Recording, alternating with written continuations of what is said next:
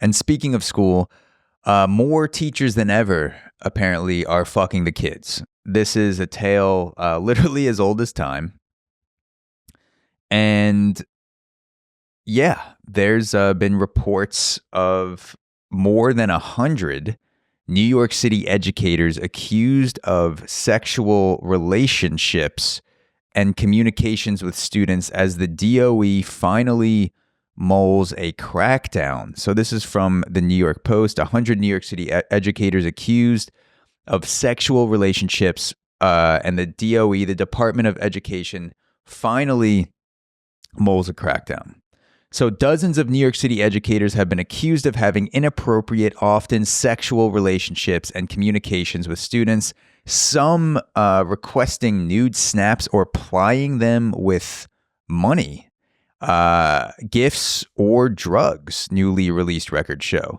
32 more cases of educators and other school staffers engaged in improper communications with kids were substantiated by the city's Special Commissioner of Investigation, boosting the total of at least 121 cases from 2018 to 2014, up from 89 cases tallied in May, according to reports released to the Post.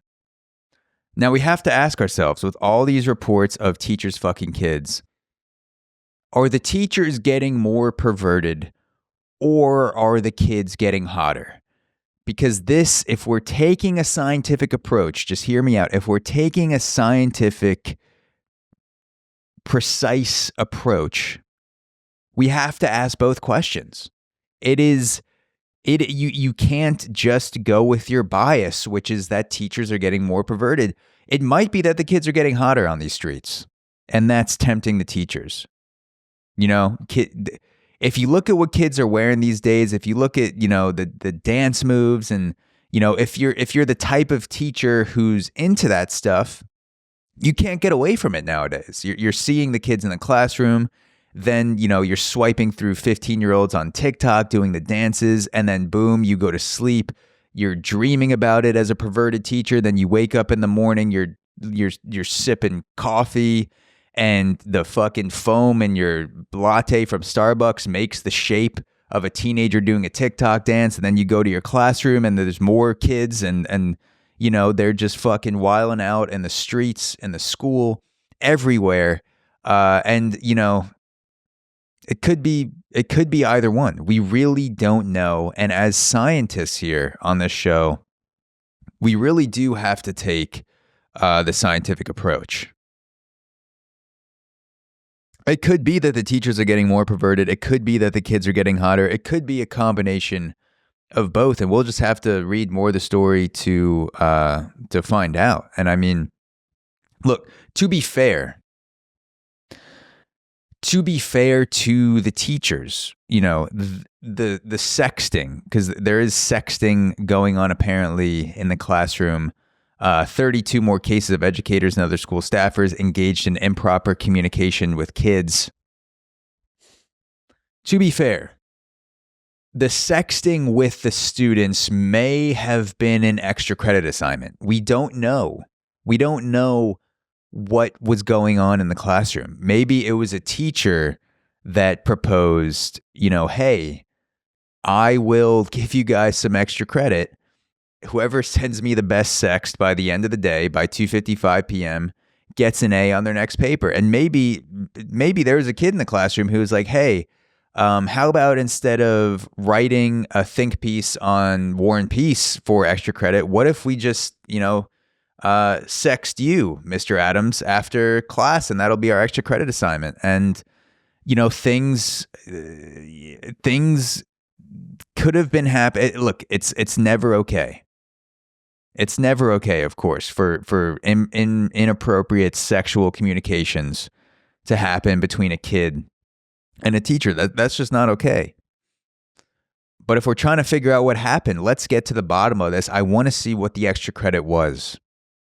I want to see what those assignments were, because if you're offering extra credit and you're not being clear about it, things could turn sexual. And that's a scientific approach as well. Is if you're trying to get to the bottom of things, you have to figure out who is assigning the extra credit, what that extra credit was, and if sexting, may have been involved with the assignment.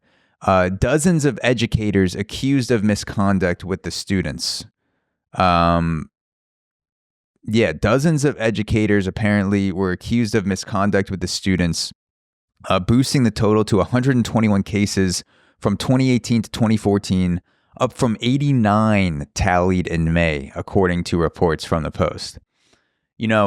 With all of the educators, with all of these teachers having sexual misconduct with the students, at least Jeffrey Epstein, because I mentioned Jeffrey Epstein before, at least Jeffrey Epstein had the decency to put kids up on a tropical island before he had sex with them. You know what I mean? There was an ocean view. There was delicious seafood. David Copperfield was there for some reason, maybe doing pedo magic. Who knows?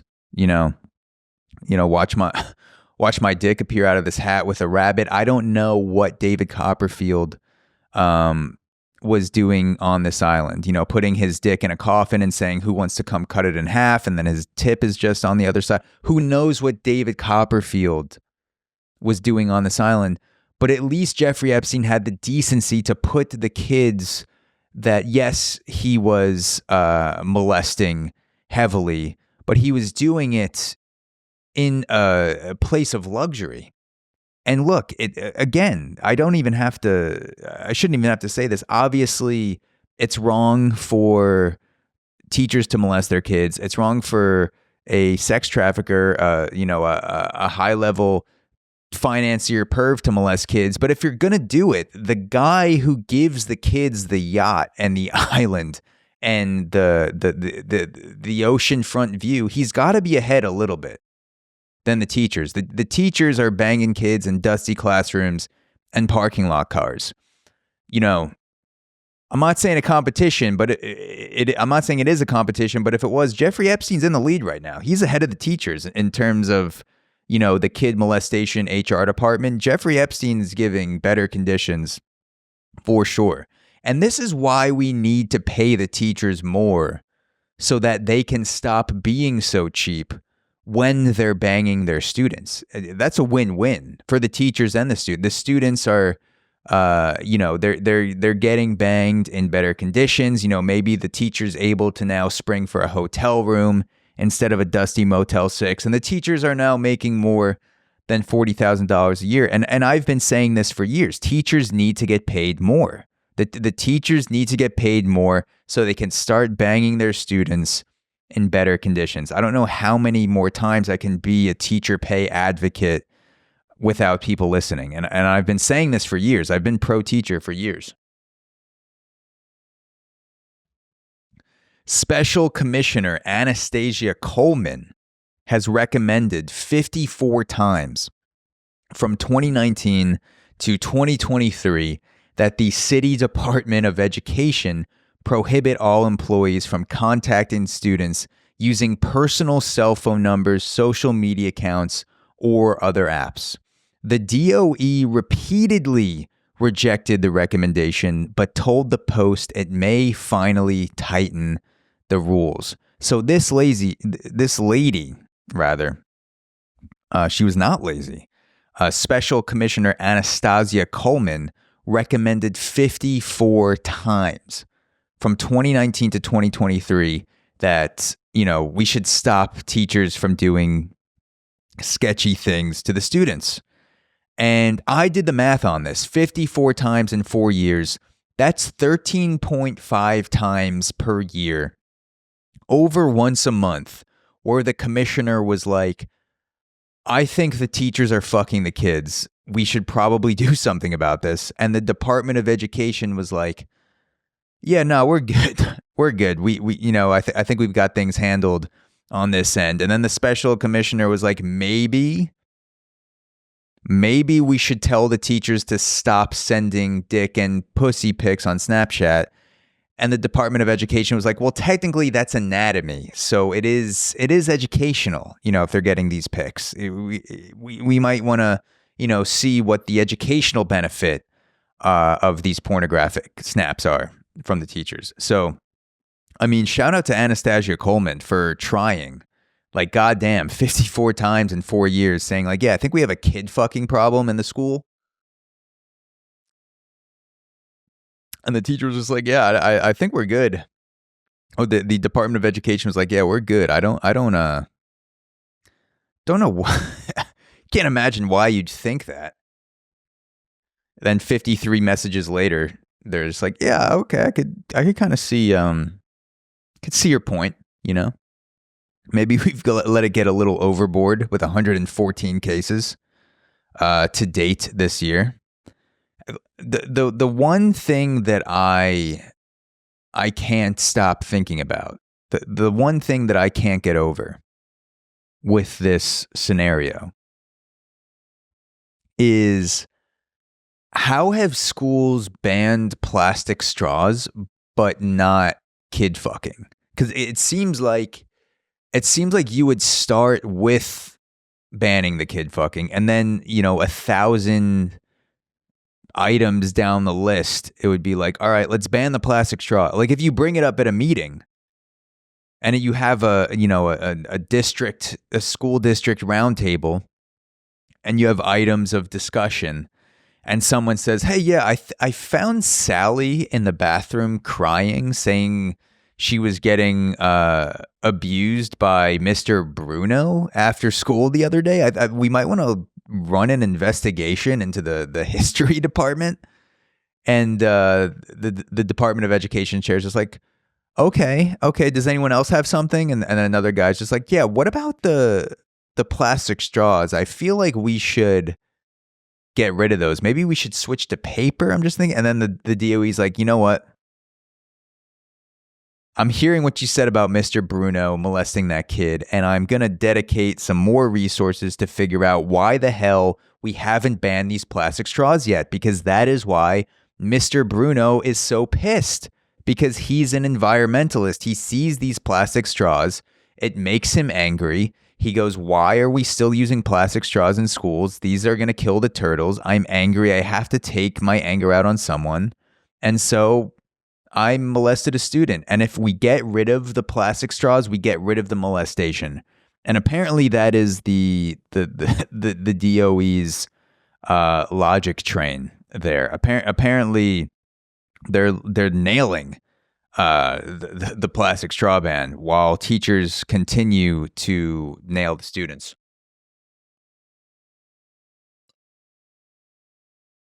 And based on this report,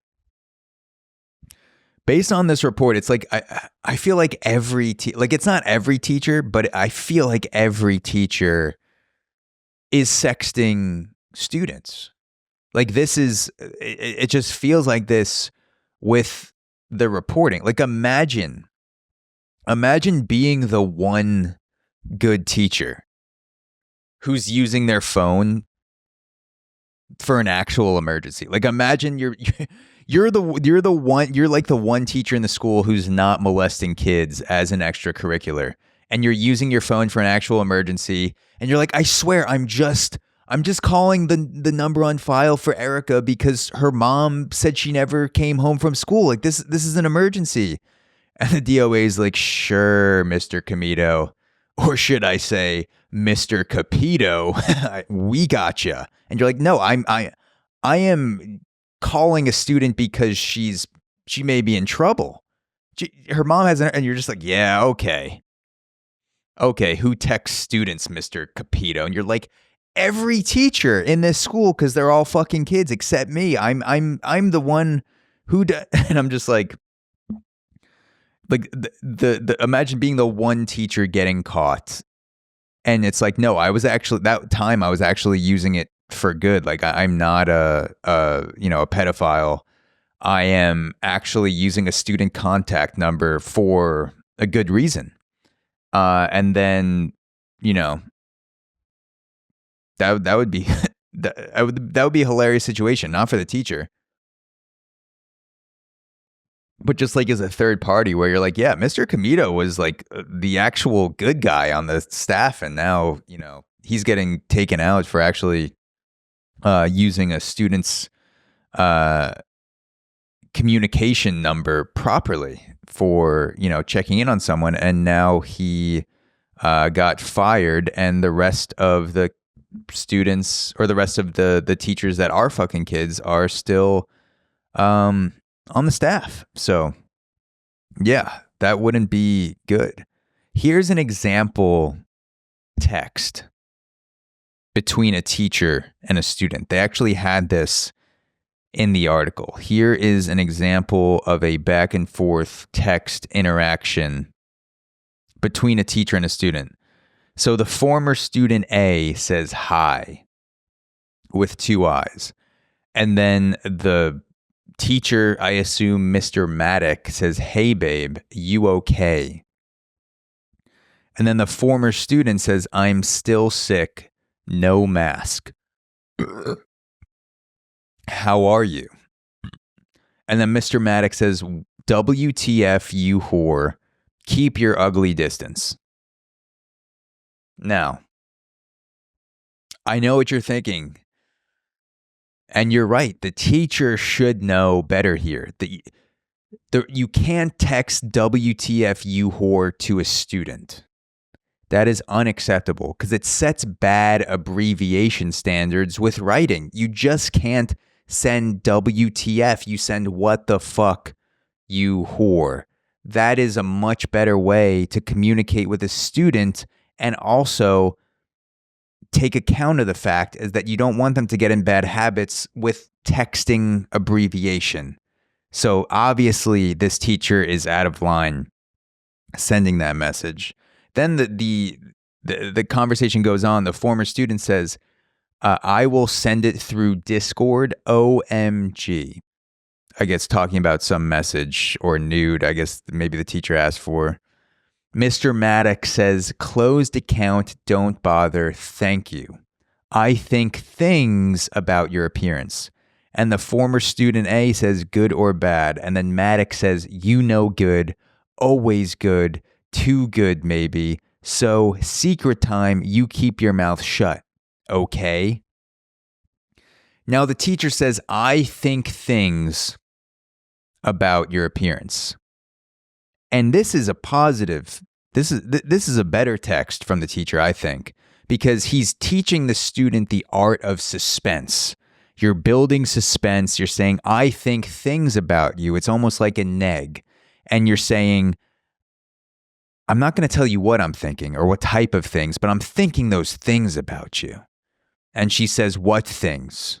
And that's when you drop the hammer and you say good or bad. And then at the end of this, I don't know why, but when the teacher says, "So secret time, you keep mouth shut, okay?" ? For some reason, I'm reading this in an extremely racist Asian accent. "So secret time, you keep mouth shut, okay? So secret time, you keep mouth shut, okay? You keep mouth shut, okay? You get chicken chow mein fang lao shi? You keep mouth shut, okay?" And that is a racist thought. And I don't know why. I don't know the entire conversation. I read it in, my own voice. And then I got to the end and he says, "So secret time, you keep mouth shut, okay?" And then in my head, just in the snap of a finger, I went, "So secret time, you keep mouth shut, okay?" And I can't unhear it. "You keep mouth shut, okay? You keep mouth shut." Like I feel like that almost makes it a little bit less intimidating. Like, let's say if you got kidnapped by an Asian kidnapper and he puts the gun to your head and he says, "You keep mouth shut, okay?" Like, in my head, he's not as serious as a guy with like a Brooklyn accent. Like, if some guy was like, "You keep your fucking mouth shut, okay?" I'd be like, "Yeah, dude, I know, I'm not saying shit.